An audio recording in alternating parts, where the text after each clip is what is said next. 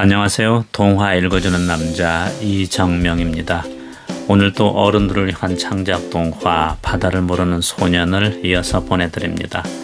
동화의 내용은 유치원에 들어간 아이가 겪는 큰 세상입니다. 오늘은 11번째 시간입니다. 먼저 지난 줄거리입니다. 유치원에 들어간 5살 수민이는 친구들이 인사를 제대로 받아주지 않자 기운이 빠져서 집에 돌아왔습니다. 수민이가 막 잠이 들었는데 수민이의 그림자가 나타납니다. 그림자는 수민이에게 유치원 운동장보다 큰 바다를 보러 나가자고 말합니다. 사실 그림자는 수민이의 속마음이었습니다. 수민이도 바다는 보고 싶었지만 내일 유치원에 늦을까봐 걱정이 됩니다. 하지만 그림자는 바다만 잠깐 보고 오면 된다고 말해 수민이도 바다에 가기로 합니다. 바다로 가는 길에 달님을 만나 이쁜 바다에 대해 듣게 됩니다. 수민이와 그림자와 달님이 바다를 향해 가고 있는데 누군가 뒤에서 막 달려옵니다. 그것은 코가 큰 도깨비, 콧개비였습니다. 콧개비는 아이들한테 재미있는 이야기 냄새가 나서 달려왔다고 말합니다. 그렇게 수민이는 그림자와 콧개비와 함께 바다를 향해 갔습니다. 아이들은 항구에 가서 조명이 화려한 배들을 봅니다. 모두 처음 보는 멋진 풍경이었습니다. 멋진 배를 보던 아이들이 배 안으로 들어가서 세발 까마귀를 만나게 됩니다. 그림자는 세발 까마귀가 선장의 모자를 쓰지 말라는 경고를 무시하고 수민이에게 선장의 모자를 씌웁니다. 모자를 쓰자 수민이는 5살 아이에서 10살 형아처럼 되고 그 배는 스르르 바다를 향해서 나아갑니다. 수민이가 탄 배는 자꾸만 먼 바다를 향해 갑니다.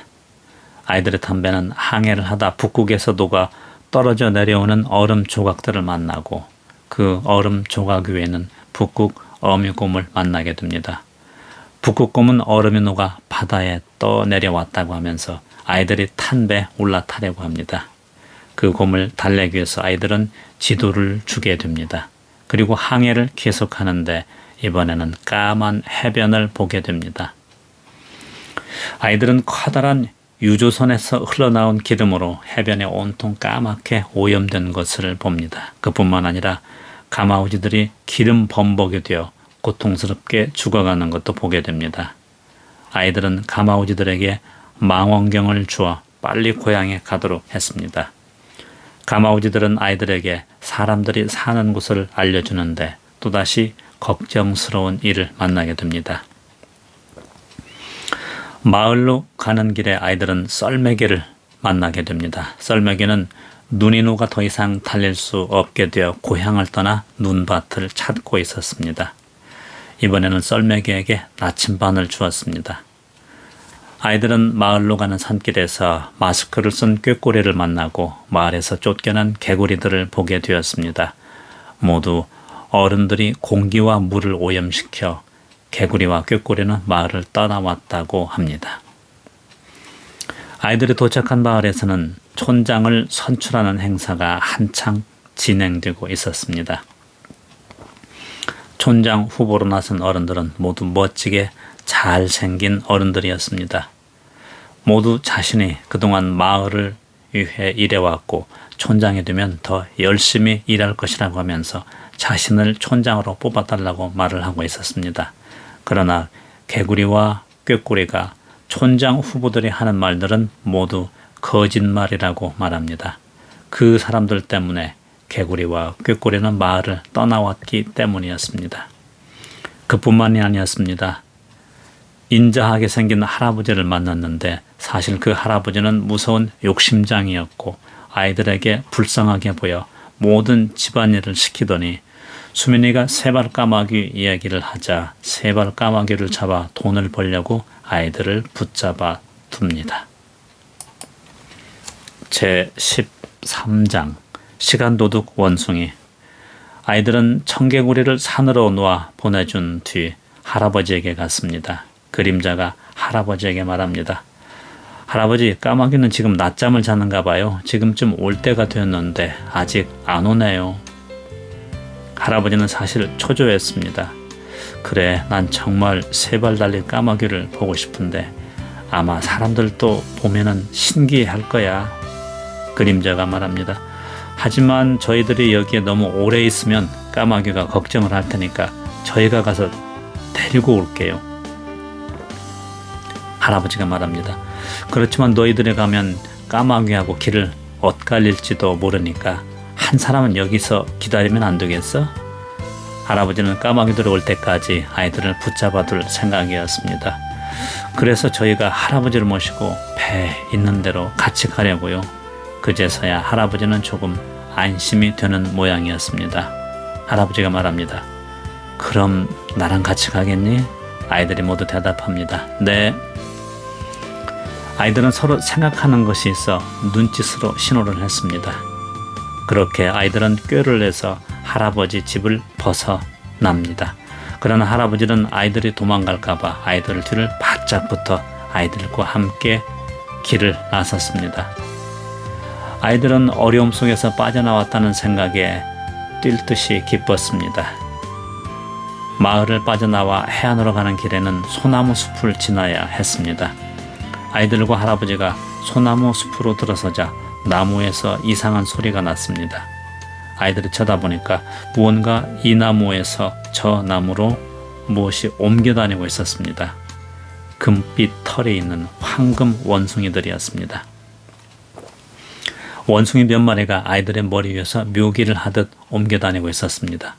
어느 녀석은 한 손으로 나무를 잡고 나무와 나무를 건너는가 하면 또 다른 녀석은 꼬리를 나무에 감고 묘기를 부리고 있었습니다.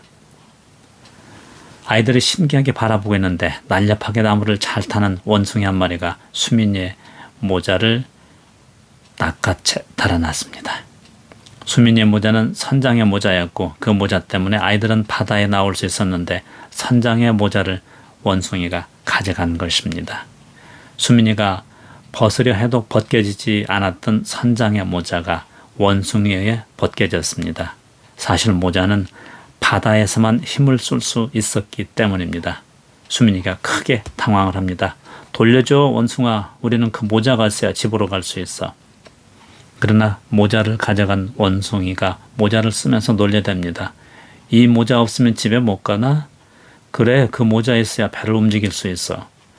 그 말을 들은 원숭이는 낄낄대며 다른 원숭이에게 모자를 던져줍니다. 아이들은 걱정이 태산이었습니다. 사실 선장의 모자를 빼앗겨서는 안 되는 일이었으니까요. 그런데 더 당황한 것은 할아버지였습니다. 빨리 가서 세발 까마귀를 보려 했는데 그만 원숭이들 때문에 방해가 된 것이죠. 할아버지가 화를 내면서 말합니다. 요 못된 원숭이 같으니라고. 빨리 아이의 모자를 돌려주지 못해? 할아버지가 큰 소리로 말하자 일순간에 원숭이들이 움직이지 않고 주춤 조용해졌습니다. 할아버지는 이때다 싶어 더 큰 소리로 원숭이들을 혼냅니다. 빨리 가져오지 못해? 어린이들을 괴롭히다니 혼날 줄 알아? 원숭이들은 잠시 조용하게 할아버지의 말씀을 들은 것 같았습니다. 그러나 그게 아니었습니다. 원숭이들은 서로 신호를 주고받더니 소리를 지르면서 다시 모자 돌리기를 한참이나 하며 놀았습니다. 수민이가 다시 황금 원숭이에게 부탁을 합니다. 얘들아, 잠깐만, 우리는 지금 해안으로 가야만 배를 탈 수 있어. 그리고 그 선장에 모자를 써야만 배가 움직이니까 제발 부탁인데 우리를 좀 도와줘. 우리는 준비해야 할 것을 준비하지 못해. 그 수수께끼를 풀려고 하다가 여기까지 온 것이야. 그림자도 황금 원숭이들을 설득했습니다. 너희들 원숭이들 모두 영리하고 재주가 많잖아. 그러니 우리를 도와줘. 원숭이들은 그림자가 자신들을 모두 똑똑하고 재주가 많다고 칭찬하자 하던 행동을 멈추고 수민이에게 물었습니다. 모자를 빼앗아 쓰고 있던 원숭이가 물었습니다. 그 수수께끼가 뭔데? 수민이가 대답합니다. 태양처럼 밝으나 뜨겁지 않고 얼음처럼 투명하나 차갑지 않고 달빛처럼 신비하나 보이지 않고 그리고 촛불처럼 흔들리지만은 꺼지지 않고 그리고 또 있어. 모래처럼 많지만은 잡히지 않는 것. 수민이의 말에 원숭이들은 갑자기 조용해졌습니다. 원숭이가 말합니다. 그런 게 어디에 있어? 그것을 준비하지 못해서 우리가 고생을 지금 하고 있다니까. 그럼 그것만 찾으면 고생 안 하고 집으로 갈 수 있대? 그래. 원숭이들은 그 수수께끼를 들은 후에 행동이 조금 뜸해졌습니다. 그림자가 원숭이에게 말합니다. 너희들은 재주가 많으니까 생각하면 그 수수께끼의 정답을 찾을 수가 있을 거야. 일단 수민이의 모자를 먼저 돌려주고 놀자. 그러나 원숭이들은 모자를 거칠게 다루지는 않았지만 바로 돌려줄 생각은 없는 듯 했습니다. 다시 모자가 이 나무에서 저 나무로 옮겨 다니기 바빴습니다. 나무 위를 달리듯 하는 원숭이들의 모자 노래 아이들은 이제 지쳤습니다. 아이들은 원숭이에게서 모자를 강제로 뺏을 수 없다는 것을 알았습니다. 그림자가 그때 한 가지 생각을 해냈습니다. 얘들아, 너희들 배 타고 왔어? 순간 원숭이들이 멈칫합니다. 이때다 싶어 그림자가 다시 말을 합니다. 그 배를 타면 여기에서 저쪽 섬에도 갈 수도 있어. 거기에 가면 먹을 것이 많을 거야. 너희들이 따먹지 않은 것들이 많이 있을 거야 아마. 먹을 것이란 말에 원숭이들이 솔깃해합니다. 정말이야? 거짓말하면 이 모자 안 준다. 나도 가보지는 않았지만 틀림없이 많이 있을 거야. 그럼 우리를 배 태워줄 거야? 그럼 알았어. 그러면 우리가 배를 타고 배에서 이 모자를 줄게.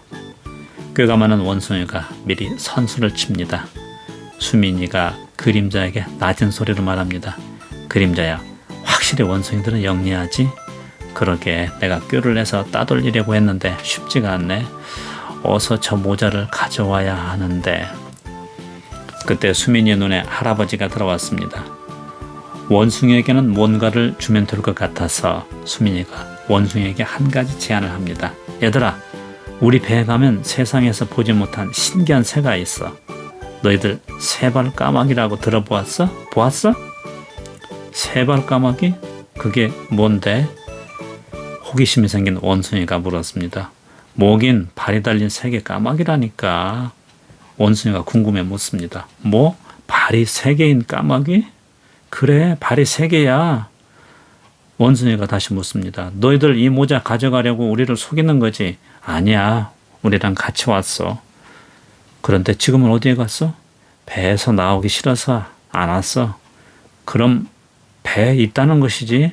그렇다니까. 할아버지도 세발 까마귀를 보고 싶어 우리랑 같이 지금 배 가고 있는 거야. 그래? 그럼 좋아. 정말로 세발 까마귀를 보여주고 우리를 배에 태워주면은 이 모자를 돌려줄게. 고마워. 만약 우리가 거짓말이라고 하면 그 모자를 주지 않아도 돼. 그제서야 원숭이들은 아이들이 진실로 말을 하고 있다고 생각을 하게 되었습니다. 그림자가 원숭이들에게 물었습니다.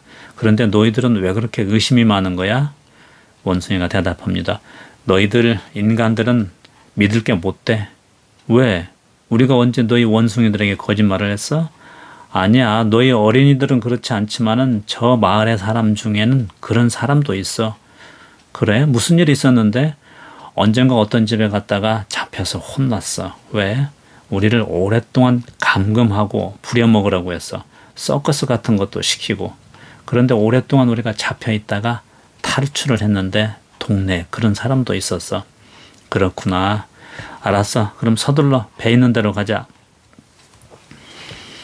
아이들과 할아버지와 원숭이들은 숲을 나와 해안가를 걷고 있었습니다. 그러나 장난꾸러기 원숭이들은 여전히 바쁩니다.